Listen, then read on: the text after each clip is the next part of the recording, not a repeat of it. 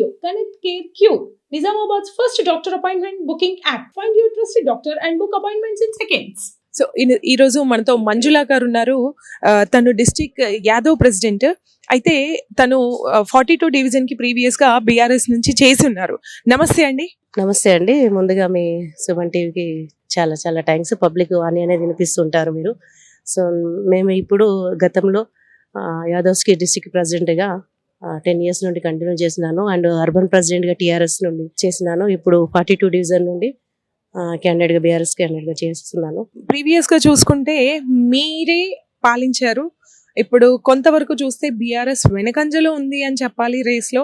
మరి ఈ పోటీని బీజేపీ నుంచి కావచ్చు, కాంగ్రెస్ నుంచి కావచ్చు, చాలా గట్టి పోటీ ఉండబోతుంది అని మీరు అనుకుంటున్నారా? మేమైతే అలా అనుకోవట్లేదంటే, అంటే గత 10-14 సంవత్సరాల నుండి నేను కంటిన్యూ చూస్తున్నాను కాబట్టి 2 టర్ములు మా వాళ్ళు ఎమ్మెల్యేగా చేశారు. బిగాల గణేష్ అన్న గారు చాలా గొప్ప అభివృద్ధి. అసలు చెప్పాలంటే నిజంగా మన నిజామాబాద్ రోడ్లు కానీ గత పాలకులు ఎంతో మంది చేసి ఉన్నారు. ఎప్పుడు 60 ఏళ్ళ నుండి కానీ ఇంకా చూస్తే ఏది అనేది లేదు.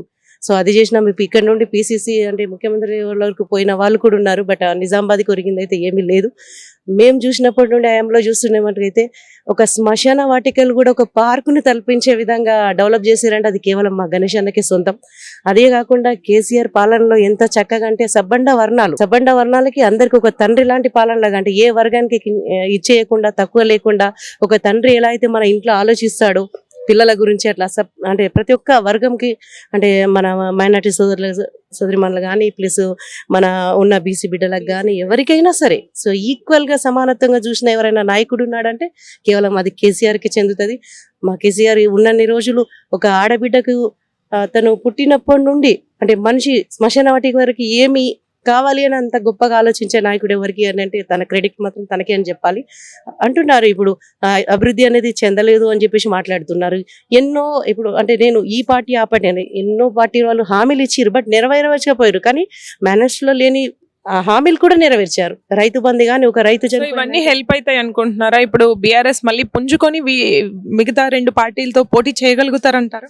ఎస్, 100% అండ్ 100% అండి. కొంతమందికి మాత్రమే అలా అనిపిస్తుంది, బట్ అలా అపోహ.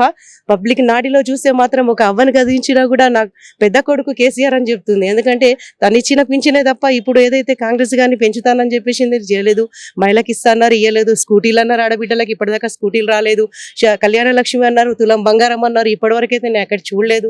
13 సంవత్సరాల నుండి చూస్తున్నాం. మేము ఇప్పించినవి ఉన్నాయి తప్ప ఏ కళ్యాణ లక్ష్యం పెట్టుకున్నా కూడా అది లేట్గా రావడం తప్ప తులం బంగారం అయితే ఎక్కడ కనిపించలేదు. పాపం ఆడబిడ్డలందరూ నిరాశగా ఉన్నారు. వాళ్ళు పోయి ఓట్లు అడిగితే సమాధానం అనేది పబ్లికే చెప్తారండి.